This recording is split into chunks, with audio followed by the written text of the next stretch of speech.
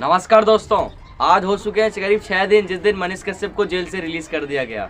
आखिर मनीष कश्यप है कौन, आखिर क्या केस स्टडी रहा था इनको जेल में डालने के लिए, तो मैंने इसके ऊपर एक सेपरेट वीडियो बना रखी है। इसका लिंक मैं डिस्क्रिप्शन में पिन कर दूंगा और मैं आई बटन पे पिन कर दूंगा, आप जाके वहां से वीडियो को देख सकते हैं। जो मैंने सेपरेट वीडियो बना रखा है मनीष कश्यप के ऊपर, जिसमें मैंने पूरी बायोग्राफी से लेकर केस स्टडी तक बताया था और क्या मनीष कश्यप राइट है या रॉन्ग है, मैंने उस वीडियो में पूरा डिस्कस किया था।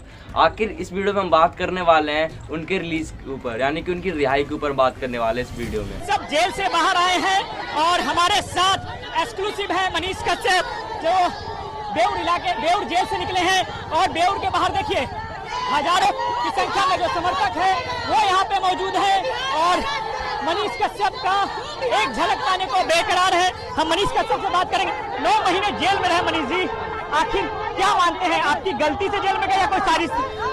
मेरे खिलाफ साजिश किया गया था और उस साजिश की वजह से मैं 9 महीना जेल में रहा। या बता कर तोड़ेंगे ना, या बता कर तोड़ेंगे नहीं, या बता कर तोड़ेंगे नहीं। ये देख लो ऊंचा पहाड़, और ये देख लो पहाड़ के बीच में जो रास्ता है ना, वो एक बूढ़ा आदमी दशरथ मांझी अकेले छेनी हथौड़ी से तोड़े हैं। गांव के लोग साथ नहीं दे रहे।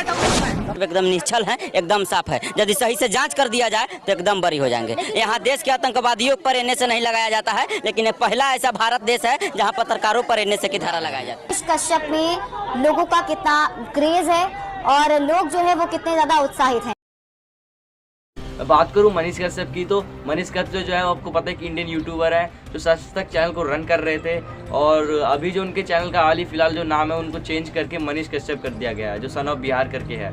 ठीक है, मैं बात करूं मनीष कश्यप की, तो मनीष कश्यप करीब 9 महीने तक जेल में रहे थे और उन्होंने पूरी जेल जो है अपना समय बिताया था और अपने परिवार से 9 महीने तक की दूरी बना रखी थी उन्होंने। मैं बात करूं मनीष कश्यप की, तो मनीष कश्यप ने पटना हाई कोर्ट में इनका केस चल रहा था और गवर्नमेंट ने जो पॉलिटिशियन थे उन्होंने इन पर एक एक्ट लगा रखा था, नेशनल सिक्योरिटी एक्ट करके, जो NSA कहा जाता है।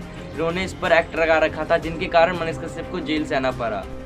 अब हम बात करते हैं आखिर NSA यानी कि नेशनल सिक्योरिटी एक्ट है क्या। तो नेशनल सिक्योरिटी एक्ट में साफ साफ लिखा होता है, मतलब उसका मतलब होता है कि जो ये व्यक्ति है हमारे देश के लिए, हमारे राष्ट्र के लिए खतरा बन चुका है, यानी कि हमारे देश के युवाओं को ये बिगाड़ सकता है। एक तरीके का खतरा मान के इस एक्ट को लगाया गया था, जो पॉलिटिकल पार्टी ने जो है मनीष कश्यप पे लगाया था। लेकिन इस एक्ट का तो मतलब पता ही नहीं चलता, कहाँ मनीष कश्यप को गलत ठहराया जाता है यहाँ पे, और उनको जो है 9 महीने की जेल इसके कारण सहनी पड़ती है। इनका कोर्ट जो है वो पटना हाई कोर्ट तक चलता है। वो लास्ट में जो पटना हाई कोर्ट है कुछ टर्म एंड कंडीशन देती है, उसके हिसाब से जो मनीष कश्यप है उनको रिहाई कर दी जाती है, जो 9 महीने तक जेल में रहते हैं। अब हम बात करते हैं, जब उनका रिहाई हो जाता है जेल से तो डायरेक्टली अपने घर नहीं जाते हैं, यानी कि अपने घर नहीं जाते, वो कहाँ जाते हैं, दशरथ मांझी के गांव जाते हैं, गहलोर, जो गया के अंदर है, पटना के उस साइड पड़ता है। जैसे कि आप सभी को पता है जो गया डिस्ट्रिक्ट है वो गौतम बुद्ध के लिए बहुत ही ज़्यादा प्रसिद्ध है। तो जो मनीष कश्यप होते हैं वो जाते हैं गया डिस्ट्रिक्ट और दशरथ मांझी के गाँव में जाते हैं, गहलोर में। वहाँ पे जाकर उनसे एक इंस्पिरेशनल स्टोरी लेते हैं, यानी कि जागरूक होते हैं, क्योंकि वहाँ पे उनके पुत्र भी हैं जो उपस्थित रहते हैं उस माहौल में।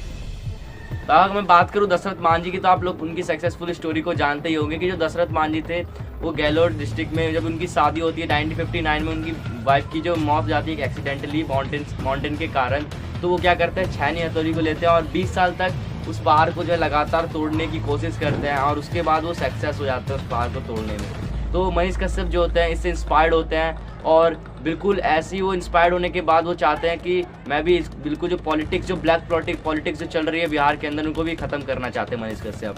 और इसके ऊपर जो मनीष कश्यप जो अब लग चुके हैं और वो नेक्स्ट CM भी हो सकते हैं बिहार के, कुछ लोगों का मानना है, जो राजनीतिक के पंडित होते हैं उनका कहना है जो नेक्स्ट CM है बिहार के वो मनीष कश्यप ही बनेंगे।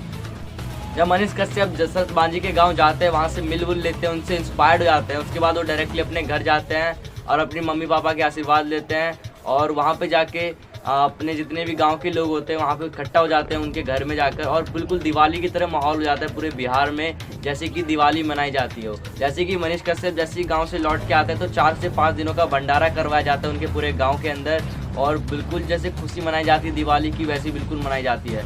क्योंकि जो मनीष कश्यप वो अध्यक्ष सीएम भी हो सकते हैं बिहार के, ऐसे कुछ पंडित कह रहे हैं। और ये बात कितनी हकीकत है, कितनी सच्चाई हो, तो हमें फ्यूचर में आते आते हमें पता चल जाने वाला है। और मनीष कश्यप का कहना है कि वो अभी तक तो माइक नहीं छोड़ने वाले हैं, क्योंकि उनका पूरा जो हॉबी है एक माइक पकड़ना, और जब तक वो तोड़ेंगे नहीं तब तक वो छोड़ेंगे नहीं, उनका ऐसा कुछ कहना है।